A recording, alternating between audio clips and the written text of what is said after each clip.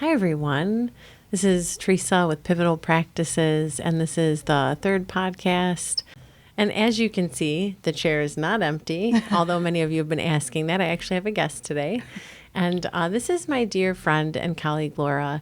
And one of the things that has been amazing to me is the journey that Laura and I have shared. So she started seeing me due to being diagnosed with MS, but met me later on after her diagnoses. We would say maybe 13 years into her diagnoses. And she was referred to me by another colleague, and I started seeing her and treating her with Reiki. Later, after cranial sacral training, I started adding that into her treatments as well. And they can be combined with the three therapies that we've talked about, which is cranial, Reiki, and myofascial release. But one of the most beautiful things that I've been able to witness is like the healings that have occurred for you. And one of the things that you'll notice as a therapist when you're palpating people with MS, because MS causes lesions on the brain, a person with MS, their skull actually feels a little bit more like squishy. And one of the most beautiful things is the longer I've seen her over the years, that whole feeling has gone away. And I actually, when I palpate her skull and I palpate her bones and work on her, it's like changed drastically over the years, which has been really awesome to feel. Mm-hmm. And we were talking earlier about her even having confirmed like MRIs with lesions disappearing and no new lesions showing up. So she's more in what I would call a remission place at this point. Definitely. And very faithful to her treatments, which makes a big difference.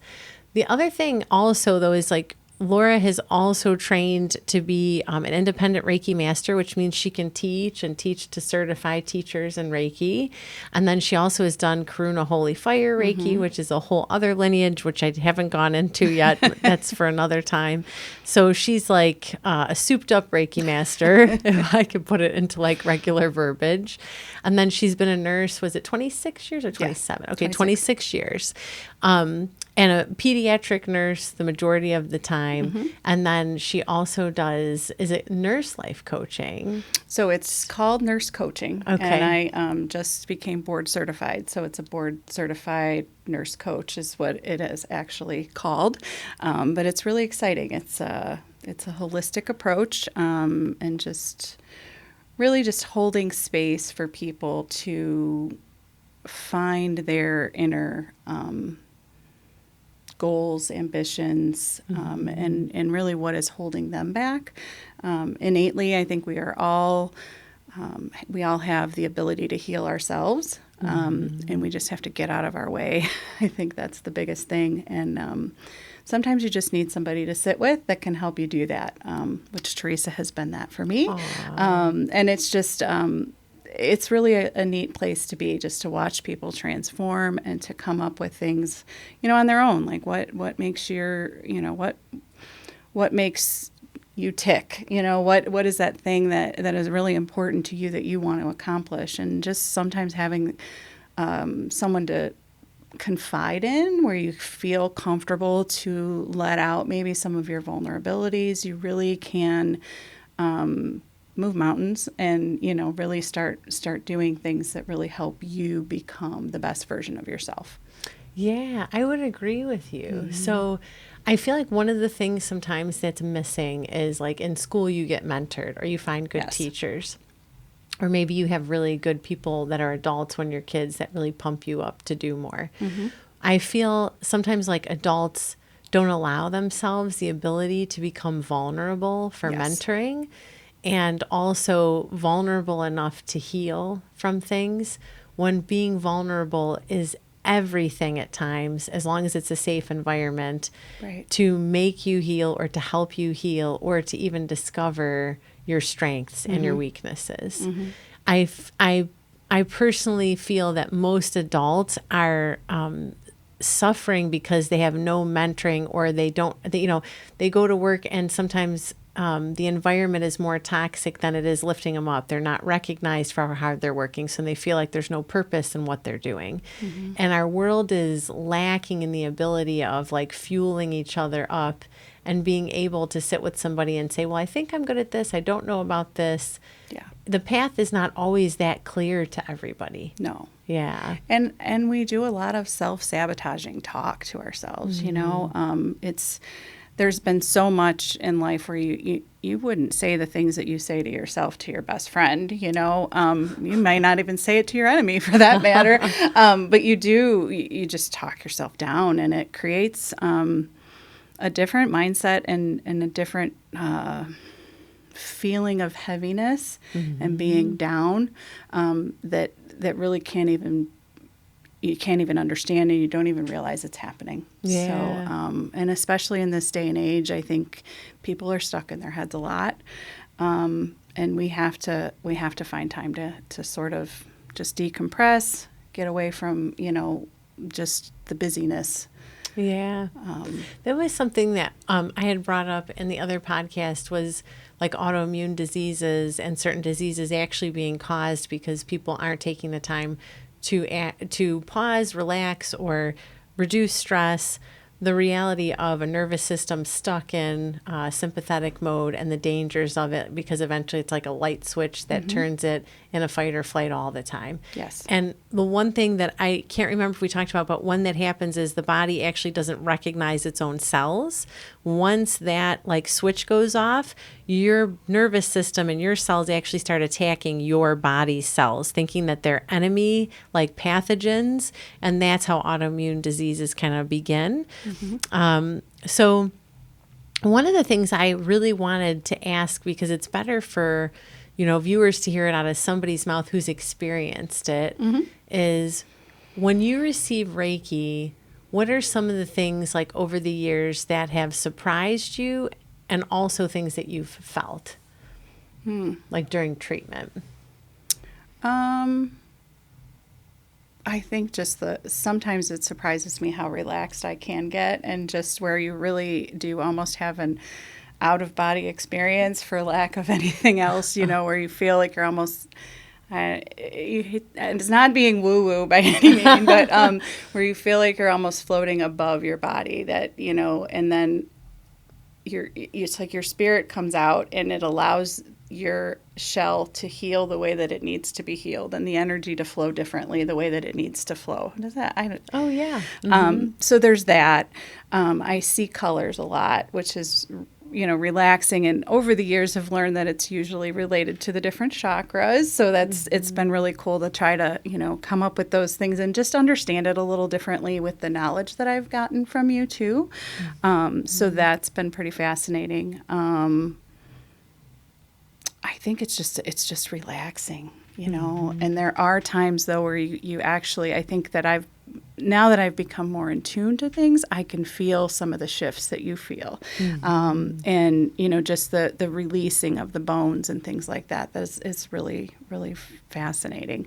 And when you were saying the people with the MS brains it feels squishy, it's interesting because part of what they look at in our MRI results, which I get done yearly, is shrinking of the brain too. And that has not been visible at all, which is really cool. So not only have I not had new lesions, there's no new, no changing of the brain structure, and that, you know, really that the lesions that were there are not as visible as they were before. So it's really amazing to really put more scientific research and, results of tests to what we're doing. Yeah. So it's interesting because we've talked about this. Not only has like the squishy feeling gone away, but the left side of your skull down more at the occiput and stuff was more what I would call C-curving, kind of protecting itself. And in the last year, I have felt it really lift and that whole side get like longer. And it is mind-boggling sometimes to doctors or healthcare practitioners that when they see results of things disappearing and things changing, they're kind of dumbfounded because in their world, that's impossible. Yeah. But in my world, it's not impossible No. at all. So one of the things that I was explaining in the second podcast is the ability for us to learn about alternate modalities, realizing that they're quite impactful and real. And like how she was saying, how Laura was saying earlier, like getting out of your own way of, do I want to be skeptical? Do I want to do this? Do I want to do that? You know, anything is worth trying, and anything that's non-harming and that can bring good results is worth it. And I don't know about you, but healthcare is so expensive, and surgeries, and the opposite is so much more expensive than natural alternative body healing therapies.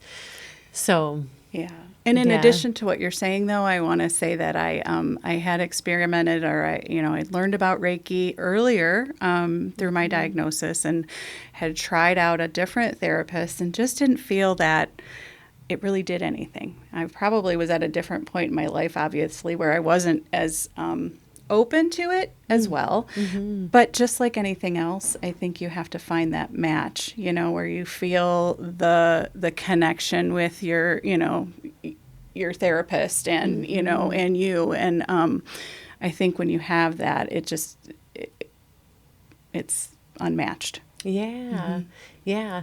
So, I would also say with it and training with it, with the continuing ed, I feel like we were talking about this earlier, knowing where to put your hands. Like a lot of times people are trained in Reiki, and it's like, put your hands wherever, it'll help. And there is some truth to that, but there is purposeful learning and understanding A and P and conditions, and knowing those conditions. And when we're trained in the chakras, and we're trained in the anatomy and emotions that affect certain, like organs, then when I'm listening to my person give me their diagnoses or their feedback, I'm already in my mind paying attention, making notes, knowing that I need to put my hands in specific places to purposefully also direct Reiki. And as we were talking earlier, because we had dinner before we came to do the podcast, the ability to work with Reiki as a practitioner over the years, it continues to grow, but then also my ability to use my mind in a more sharpened way to get better results happens as you continue to practice. So knowing that when you became, because I also talked in the second podcast, like each attunement paving more so you can channel more, what would you say about that as far as going through the levels? What could you say about your own testimonies to the differences in how you progressed or what you felt? It's been unreal, really. I think level 1 and 2, is just scratching the surface. And I remember being so unsure and so, wondering, am I doing this right? Am I feeling the right things? Am I, what am I supposed to be feeling? And in that whole mindset of you should be doing X, Y, and Z. Pull It closer. Yeah. Sorry. That you should feel these things. Sometimes we do get in our way. And I had a friend and a colleague that just said, you just have to just let it go and just do it. Let it move through you the way that, God intends it to, and you will feel what you need to feel. And through more practice, that is really what you learn. You feel different things, but I would say that the intensity in my hands has changed with each level, and even the vividness sometimes of the colors with each attunement is different. The ability to really relax during treatments is different. It's just a whole different experience. The more you learn and the more you open up to it, the more you really get out of it as well. Interesting. Yeah. And what about, would you say, I was talking about samskaras are different to each person because your samskaras in your life are different from mine or whatever, but would you agree that each attunement, the samskaras that surface, are unique? very much so. Yeah. And I remember when I was in one of the levels and we were doing table work with somebody, I remember feeling this overwhelming experience of just that there were walls that were just like breaking away. And it brought tears to my eyes because it was just one of those things that you're just, is this really happening? But it's so freeing. And you don't realize how those samskaras really, it's just a way that our bodies protect itself, from experiences that we've had and we don't even know. And you talked about the difference of, fight or flight. And, where I really do truly feel that my body was in that sense of just, I was in fight or flight all the time. And I have trained myself now through deep breathing and meditation and Reiki, that it's important to just sit with yourself and to relax and to calm down and to allow your body to rest in between the experiences that you have. Yeah. And to me, I'm always like, how do you catch up with yourself if you don't take out that time? Right. It's impossible to. As important as it is for me to filter my own life or my own feelings about things, that is also the way that we're created. So to skip over that, it's just like you're pouring something into a pitcher and it's going to overflow and it's just going to keep happening and eventually you're going to bust. Yeah. It's not beneficial and it's not good for you. No, right. Yeah. Right. What would you, how would you describe, I'm curious to go a little bit also into like the nurse coaching. To me, it's also still kind of like life coaching in its own way, but I think sometimes people are facing things a lot on their own. Yes. One of the things I noticed is when you were going through the program, I was like your guinea pig and I decided to start doing sessions with you to help you so that you can, get your, what would you call them? Like clinical hours? Yeah, clinical practice. Like the ability for when I would talk with you, that I actually felt heard over really big concerns and stressors in my life. And I felt like it was a really good sounding board. But also your ability to see people's gifts and see their personalities is so strong that in nurse coaching, I feel like sometimes we underestimate the fact that that mirror being held up in front of us is in the moment what we might need from somebody who's caring and loving, and the ability to just speak life into you can like reset. And that's why it is a form of mentoring. It is. Yeah. And what else would you say that you notice? I would say people's feelings come out in it too. They do. And I think it's just a matter of, it's just as you and I are talking, where you recognize the samskaras. You recognize the fact that your body was in fight or flight. You recognize that maybe you get headaches at the end of the day because you don't take a break for lunch. Just those things that you don't necessarily always put together on your own because you're just going through the motions or you're doing the daily grind. There's value in that. And I think that's just sometimes it's just a matter of just sitting there and holding that space. I think with the nursing background too, you learn assessment skills. That's what we do all the time. We go in and we assess the patients and we can do a lot from the doorway sometimes, where you just look at what's going on. And with Reiki and feeling the energy, it's the same thing. We can really feel a lot from other people. I try to be in a space where I'm also using my intuition. And so not only am I assessing, body language and just the conversations that we're having and the concerns that maybe keep coming up,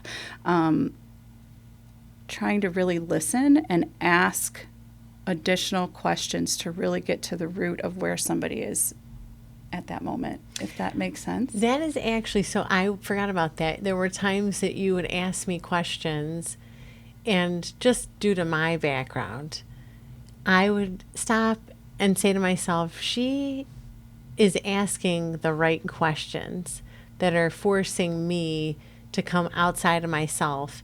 And then I'm able to, as I'm speaking to you and answer them, articulate things because I'm speaking it out loud to another person. Yes. That part of nurse coaching, I felt extremely impactful. It was really impactful for me. So part of what I would say too is I think that a lot of people don't know about nurse coaching, and I think that it's something that is really worth putting money into. And knowing that as an adult, at times we need to be mentored. That also means that I need mentoring. Yeah, I run a successful business. Yes, you look at the outside, she does all these things, but that doesn't mean that I don't need to get poured into. Absolutely. That doesn't mean I don't get stressed. It doesn't mean I'm not a human being. It doesn't mean I feel great every single day, or that I don't get sick once in a while. Like there's this ability to put people sometimes in this category, and we forget when it really boils down at the end of the day, we all need to eat. We all need good rest. We all need to feel loved. We all need to feel seen. And our ability as adults to recognize when we're getting out of balance or go get our needs met. Like how we were talking about, like, I really am a fan of counseling, but it's not the only thing that we need. Right. Right? Like, so some scar is stuck in the body. I can talk about it and I get tools from my counselor. And this is one piece of healing, and this is really important. But then I still need to get the body work. Right. Because just as you've learned, like, I still need the chi energy to flow everywhere. I still need to get the tissue to release traumatic memory. I still have to actually walk through being vulnerable, to sit through those things as they release and allow the samskaras to surface. Right? Yeah. And I think recognizing all of that as self-care. Yes. It's not something that you would identify, I don't think, as self-care, because it's deeper than what we really give self-care credit for. Good point. But it's necessary, and I think that's what's really cool about nurse coaching too, because you're only as good as what you put into it. You're only as good as, what the client puts into it, but what I myself as the coach puts into it. So, and it can be difficult to really articulate what it is, because there's so many different places that we can go with it, I think. It really is personal. Yeah. But it can be amazing, and I think that's, yeah. Totally. One of the things too, has there been anything, let's say traumatic, that has come up, like when you've had bigger healings, that might have been a situation that was traumatizing for you, or like an accident or something that's happened, that when you've had like visceral or tissue healing, that you noticed surfaced ever during treatment? I think just in general, I've been coming faithfully monthly, so a lot happens, right, in even a month's time. But just different points in your life where maybe you don't feel that you can vocalize yourself, or that anger builds up because you're not able to express yourself in certain situations, or there's a lot of that builds up in the liver, and so there's been a lot when that has been impactful, just feeling the release, from the organ, that you're actually releasing that anger, and not realizing that you were carrying it. That's the part that's amazing too. Yeah. So I'll give an example.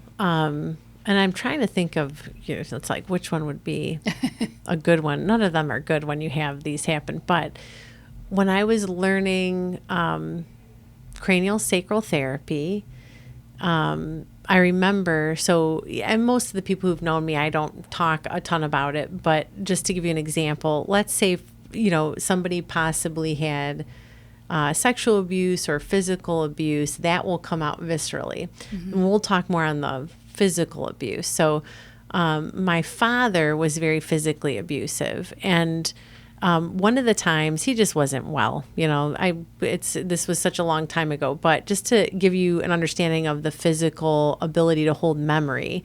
So we were learning cranial sacral, and we were learning how to manipulate the hyoid bone. So the hyoid bone is like this floating bone, and it's over and it's up here.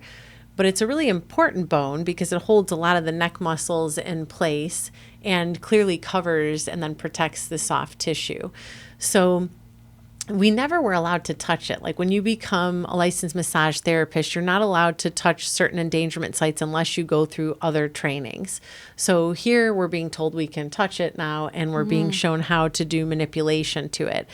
And clearly nobody has ever adjusted my hyoid bone in my life until this time, until I was going through the training.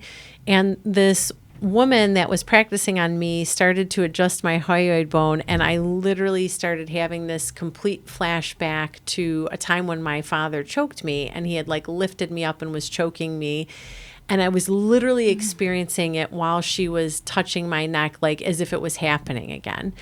Now, thank goodness I'm trained in meditation and all the things I'm trained in. Yeah. So I knew, because I've had to do physical releases of abuse before, like how to breathe through it, but it was like really intense. And I know this sounds weird, but I really didn't want her to know what was going on. I mean, we have like a ton of people around us. We're out of town. They're all training in the same thing. So I really didn't want to go into it. So I'm breathing heavy. I'm talking myself down, and I hear this voice go, "Are you okay?" And I just kind of said, and then I talked myself all the way down, and we finish. And she said to me, "Are you sure you're okay?" And I said, "Yeah." And she said, "'Cause you're in a fetal position on the table." And I was like, whoa. And I opened my eyes, and my whole body had curled up, and I was not conscious of that. But that was part of my body going into a protection mode while I breathed through it. Yeah. Which is just a testimony to how real your tissue can hold memory. But this is the important thing, is to sit through it. To not feel derailed or think that I won't be okay. This is where most people miss the important point. For tissue to release trauma, you have to sit through the memory and breathe through it. It loses its power. So unfortunately, the next day we had to practice again and be practiced on. Of course, I was like, I really hope that but I also knew that if I sat through it, it shouldn't be as bad. And so the next girl goes to practice on me. It was nowhere near as bad. It was still emotion because we still have tissue memory, but I didn't curl up. I didn't experience the whole thing again. I just felt emotion. I breathed through it, and it was like 10,000 times better. So that's kind of what I'm also talking about, like the ability to sit through the body work and know that some scars can feel overwhelming when they come up. But if you sit through it and you get it done, then you're not going to end up with a disease or something that could happen over years because your body hasn't let go of a tension that's going to stick around and only get worse. Right. And by sitting through it, it loses its power. And it gets better each time you have to go through it. Exactly. It's still a little bit of a piece of you, and it may not ever be gone completely, but it's much more tolerable each time, right? 100%. Yeah. Yeah. So more so I'm telling you that, not because I need to go into all that, but just because it's a real example that I can give of experiencing it. And I think it's important for people not to be scared if they go and get body work done and they feel something. You should be sharing it with your practitioner because they'll give you feedback and they'll help you understand. Yes. But you would recognize if somebody's going through something. As the practitioner, I've taught all of my students in time, like, it's okay. Tell them it's okay to cry if you're noticing that they need to cry. That's a form of healing. Put your hand on their shoulder, comfort them. It also is how they feel seen and heard. Sure. Yeah. Yeah. So what would you add anything to that? As you're talking, I'm feeling this. A long time ago, I had a miscarriage, and you move through it. And I had, 2 healthy girls after that, and it was a wonderful thing. And I didn't realize that I was still hanging on to it. But it was almost, I want to say, 10 or 15 years later. And I remember just releasing that at some point and feeling that let go. That it's just that I think you go through trauma, you go through things that hurt you so badly, then you can't explain it. And if you don't process it, it doesn't heal. Yes. It's just always there. And so I think that's probably more of what, that self-care is and what we're trying to really, there's different modalities that you can really accomplish that. But really it's each individual person has to understand that there may be something that's affecting you that you've really stuffed back for so many years that you don't even know where it is. Yeah. And so it's soul searching. It's really trying to find what is important to you and what modality, what therapist is going to be there for you to help you through it and is going to be a good fit for you to accomplish what you need. Yes. And how would we, like brain plasticity is real. So we talked about this, and I'll go more into that too in like a whole other episode, really, where we would touch base explaining it. But the fact that you can rewire a traumatized brain. Mm-hmm. So you can't rewire it without effort. Right. You can't rewire it from responses. Like, people don't realize that a traumatized brain, or having backgrounds in being abused or certain trauma, or let's say you had a really bad marriage and you got divorced, and now you don't realize you might have a prejudice against the opposite sex that's subconscious. Mm-hmm. Like, honestly, having an abusive dad, being like in, relationships that weren't so good, you start to become hardened. And that has to be something that's also addressed when you start to make statements in your mind that we call self-limiting beliefs. That's a really big sign. Mm-hmm. So when, you say something like, marriage is horrible, marriage sucks, that's a samskara, right? Yeah. Because that's an absolute statement. That's not completely true. Mm-hmm. And maybe that marriage ended up that way, but not all marriages are terrible. Sure. And so it's the same thing as like a woman who's over abused by men could make a statement like, all men suck. That's a horrible statement. Mm-hmm. But in their mind, that statement might be happening a lot due to abuse.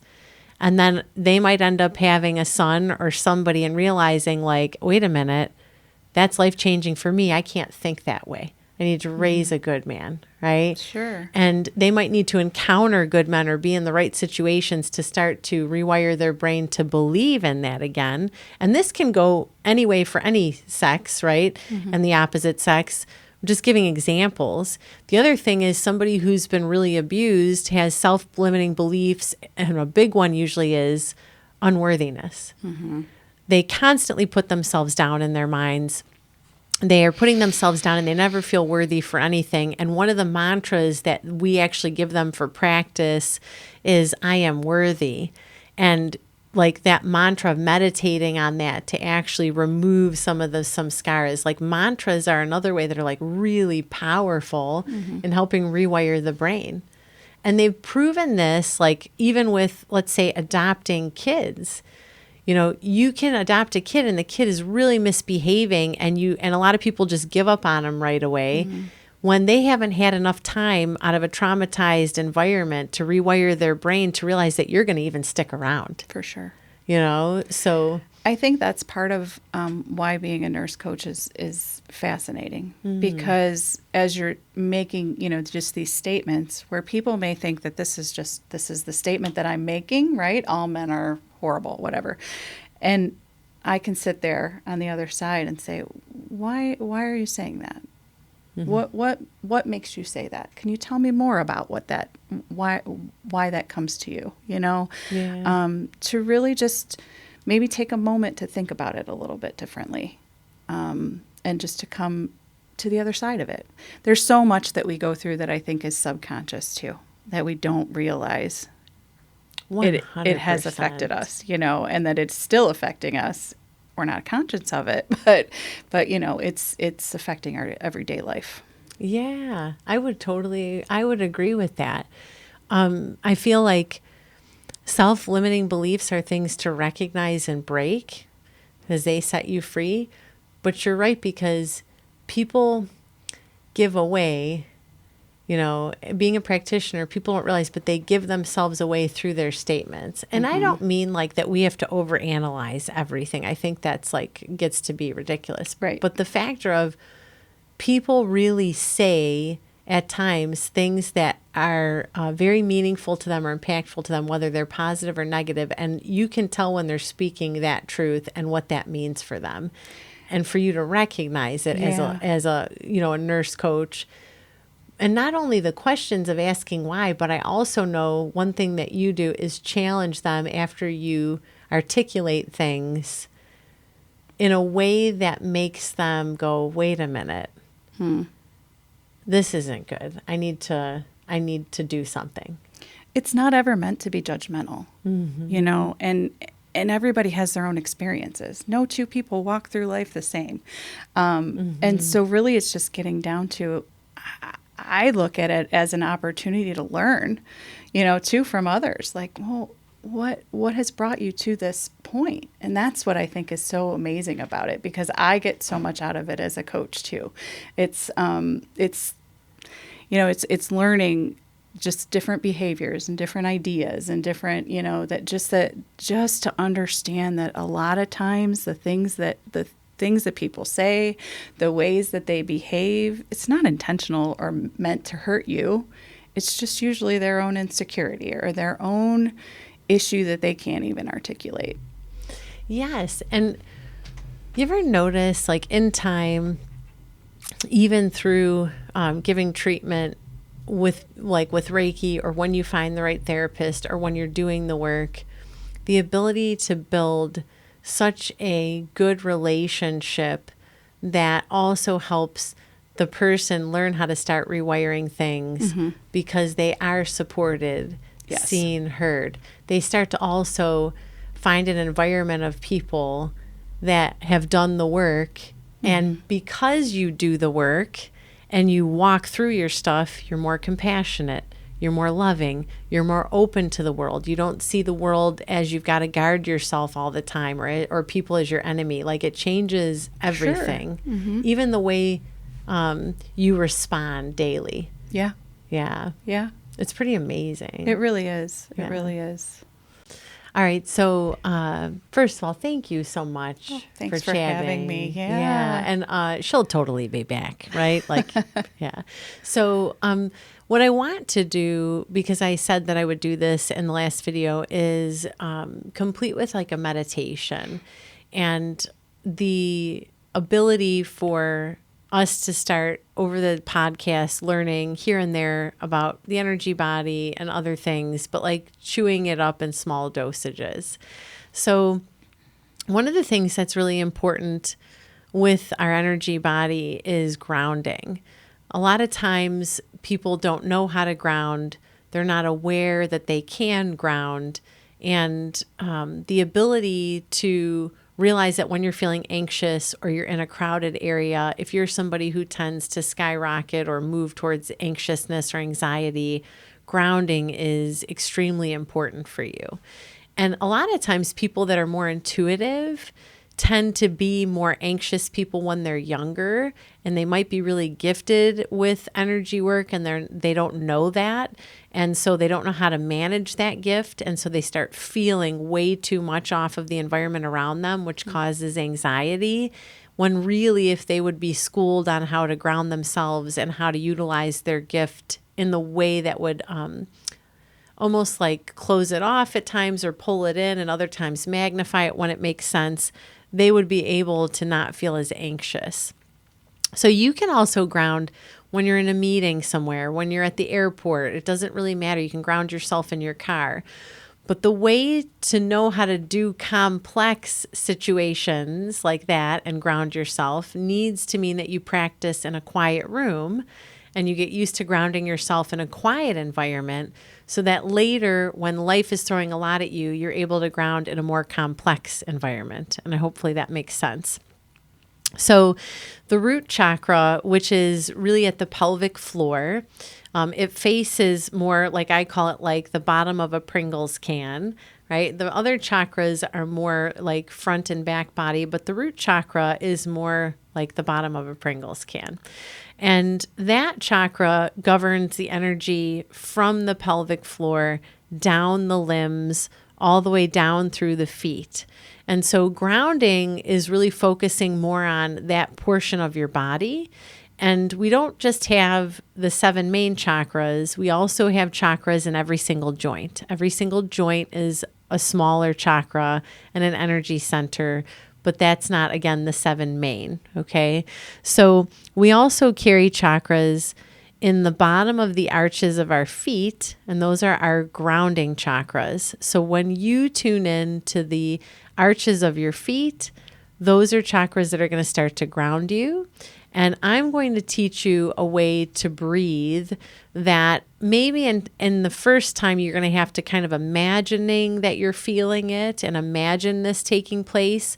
But as you continue to practice this meditation, you'll feel it. It will be very real to you, and you will know exactly when you ground.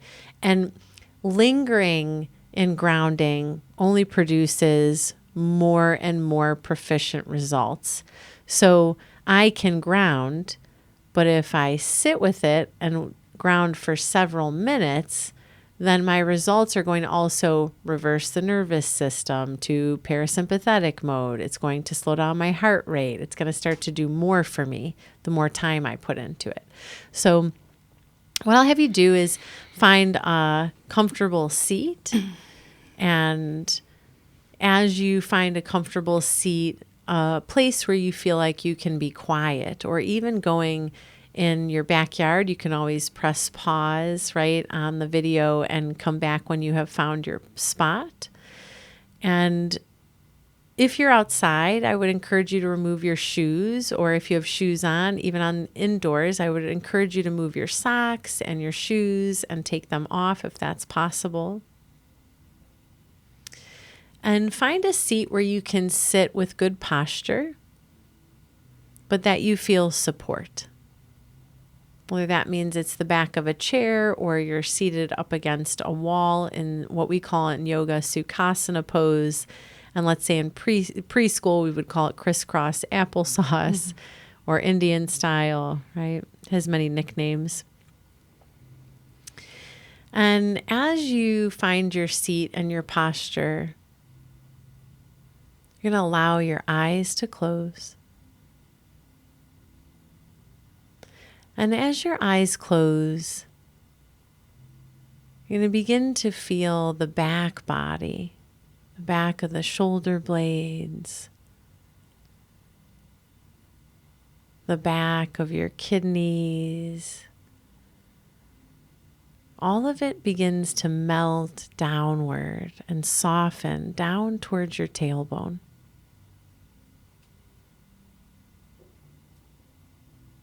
Feel the tailbone begin to sink.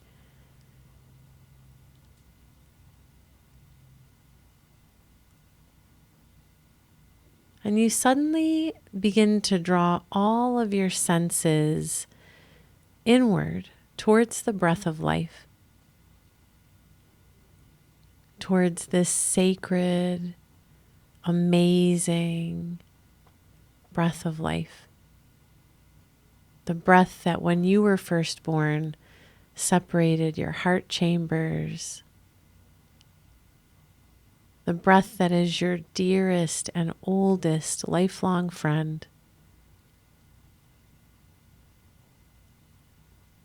And as you inhale, let yourself be vulnerable to the breath. Let it feel like it moves through you, spreading peace and inner stillness.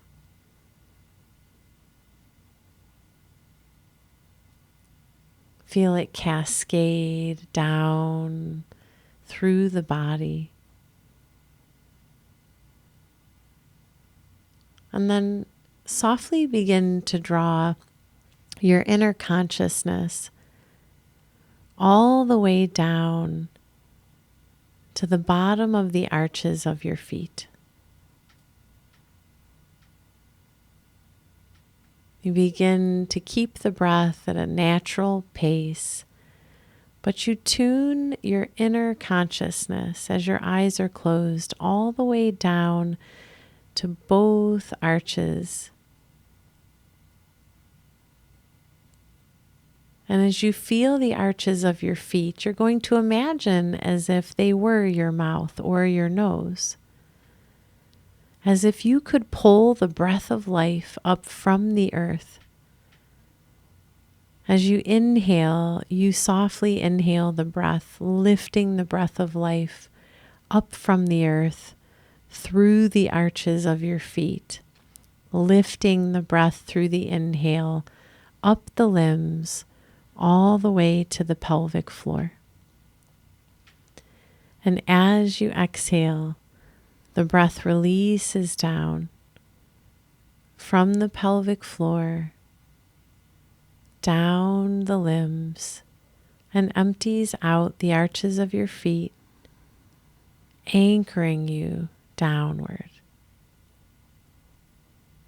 At the pace of your own breath, as you inhale, the breath lifts up from the earth, lifting up this beautiful, whirling, sacred energy all the way up your limbs to the pelvic floor.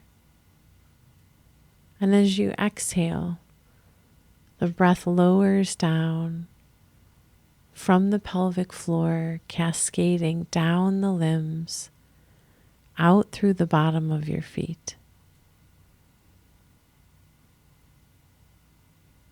And this movement, this beautiful wave of earth energy mixed in with the breath, moves at the pace of your breath.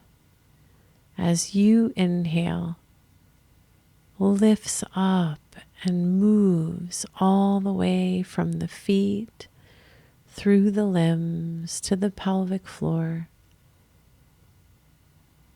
And as you exhale, it cascades down, and you might even feel as if it's giving you roots, as if you grow these deep roots as you exhale that really connect you to the earth.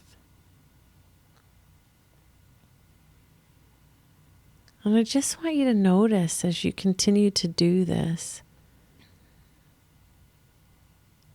how the mind calms, how the nervous system begins to feel more relaxed, how you start to feel more clear and connected,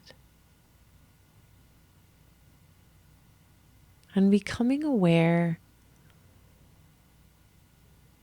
of what it feels to really be grounded.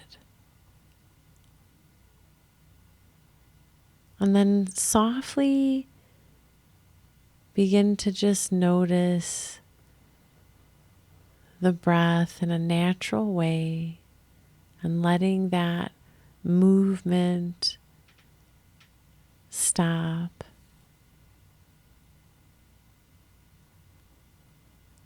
And very, very slowly being aware of the bones of your legs and your pelvic bowl, those lower vibrational areas of your body. When you feel connected back to that part of your being, very slowly let your eyes open, very gently.